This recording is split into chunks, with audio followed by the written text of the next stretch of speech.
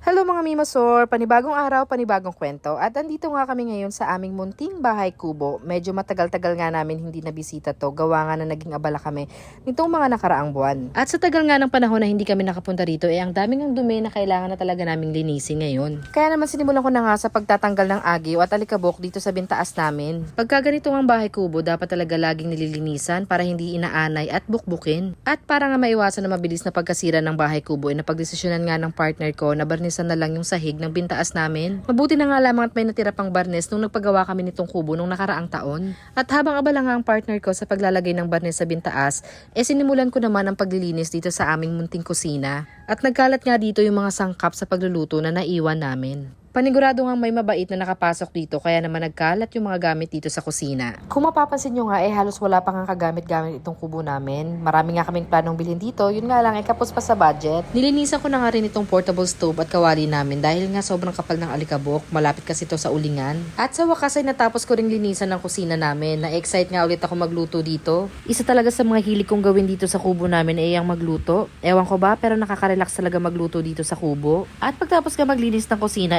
dumiretso naman ako sa banyo. Maliit nga lang tong banyo namin kaya hindi naman ganun katagal at kahirap linisin. At kahit nakailang buwan kaming hindi nakapunta dito sa kubo namin mabuti na lang talaga at hindi ganun karumi yung banyo. Kaya naman ginamitan ko nga lang ito ng sabon at bleach sa paglilinis. Hindi rin nga ganun kakapit yung mga dumi kaya naman konting kuskus lang tanggal agad sila. Gustong gusto ko nga yung kulay ng banyo namin dahil paborito ko talaga ang kahit na anong shades ng gray. Bukod nga sa nakakasosyal siyang tignan hindi rin siya gaanong dumihin. At ayan nga't natapos ko na rin linisin ang banyo namin. Tignan nyo naman, di ba? Maliit lang pero talagang maaliwalas at maganda siya tignan. Huwag nyo na nga palang pansinin yung kulay brown sa dingding dahil kalawa nga pala yan dahil ang pader nito ay yellow lang. Medyo talya lang kasi itong banyo namin. At ayun na nga, natapos na rin tayo sa paglilinis ng ating bahay kubo. Medyo marami-rami pa nga ang kailangan gawin dito sa bahay kubo pero paunti-unti matatapos din. Kaya hanggang dito na lang muna. Maraming salamat sa panonood. Bye!